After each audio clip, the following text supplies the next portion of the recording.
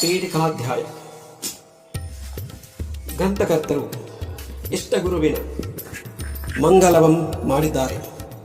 ಅತ್ಯಂತ ಪವಿತ್ರವಾದ ಉತ್ತಮ ದೇವನು, ಒಳ ಹೊರಗೆ ಸರ್ವವನ್ನು ಬೆಳಗುವ ಪ್ರಕಾಶ ರೂಪನು, ಸರ್ವವನ್ನು ನಿರ್ವಿಕಾರದಿಂದ ಅರಿಯುವ ಶುದ್ಧ ಚಿದ್ರೂಪನು, ಚಿದಾಕಾಶನು, ಸರ್ವಕ್ಕೂ ಒಡೆಯನು ಎನಿಸುವ ಶರಣಾಗತರನ್ನು ರಕ್ಷಿಸಿ ಎಲ್ಲರಿಗೂ ಬೇಕಾದ ಭಕ್ತಿ, ಜ್ಞಾನ, ವೈರಾಗ್ಯಾದಿಗಳನ್ನು ಕೊಡುವ ಅಯೋಧ್ಯಾಪುರದ ಜನರನ್ನು ದರ್ಶನ, ಸ್ಪರ್ಶನ, ಸಂಭಾಷಣಗಳಿಂದ ರಕ್ಷಿಸುವ ಶ್ರೇಷ್ಠ ಚಿದಾನಂದ ಗುರುಗಳು ನಮಗೆ ಕಲ್ಯಾಣವನ್ನು ಉಂಟು ಮಾಡಲಿ.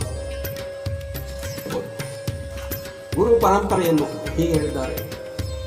ಶಿವನ ಸ್ವರೂಪದಲ್ಲಿ ಸಮರಸ ಹೊಂದಿದ ಯೋಗಿಗಳಲ್ಲಿ ಶ್ವಾನಂದ ರಾಜಯೋಗಿ ಆಜ್ಞೆಗೆ ಯೋಗ್ಯನಾಗಿರುವ ಯೋಗಿ ಯಾರೆಂದರೆ, ತುಂಗಭದ್ರಾ ನದಿಯ ದಂಡೆಯಲ್ಲಿ ಶೋಭಿಸುವ ಯೋಗಿ ಶ್ರೇಷ್ಠನಾಗಿರುವ ಸದಾ ಅಯೋಧ್ಯ ಪಟ್ಟಣದಲ್ಲಿ ಯೋಗಿಗಳಿಗೆ ಸದಾ ಯೋಗ ಸ್ವರೂಪವನ್ನು ಕೊಡುವ ರಾಜಯೋಗಕ್ಕೆ ಒಡೆಯನಾದವನು ಶ್ರೇಷ್ಠ ಚಿದಾನಂದ ಗುರುಗಳು.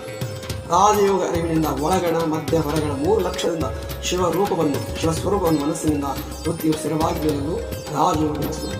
ಈ ಪದ್ಯವು ರಾಜಯೋಗ ಗ್ರಂಥ ಹೇಗೆ ಅನಿಸಿದಂತ ರಾಜಯೋಗ ನಿರ್ಗಂಥ ಅಂತ ಹೇಳ್ತಾರೆ. ಗ್ರಂಥ ರಚಿಸುವ ಕಾರಣ, ಪ್ರಕರಣದ ಪರಿಸ್ಥಿತಿಯು, ರಾಜಯೋಗಾನುಭವಿಗಳಾದ ಶ್ರೀ ಚಿದಾನಂದರ ಪರಮ ಶಿಷ್ಯರು, ಭಕ್ತರ ಪಾಪ ಕಳೆದು ಹಿತ ಮಾಡುವವರು, ಸರ್ವಸಂಗ ಬಿಟ್ಟವರು. ಸರ್ವಸಂಗ ಬಿಟ್ಟವರಂದ್ರೆ ಯಾರು?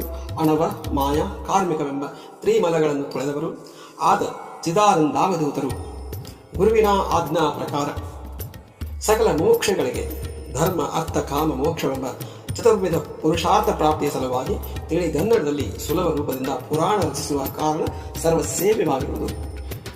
ಶ್ರೀ ಚಿದಾನಂದಾವಧೂತ ಗುರುಗಳು ತಮ್ಮ ಗುರುವಿನ ಅನುಗ್ರಹದಿಂದ ಧರ್ಮ, ಅರ್ಥ, ಕಾಮ, ಮೋಕ್ಷವೆಂಬ ಸರ್ವರಿಗೂ ಸಾಮಾನ್ಯ ಜನರಿಗೂ ಕೂಡ ತವರಿಸಿ ತಿಳಿಗನ್ನಡದಲ್ಲಿ ಬರೆದಿದ್ದಾರೆ.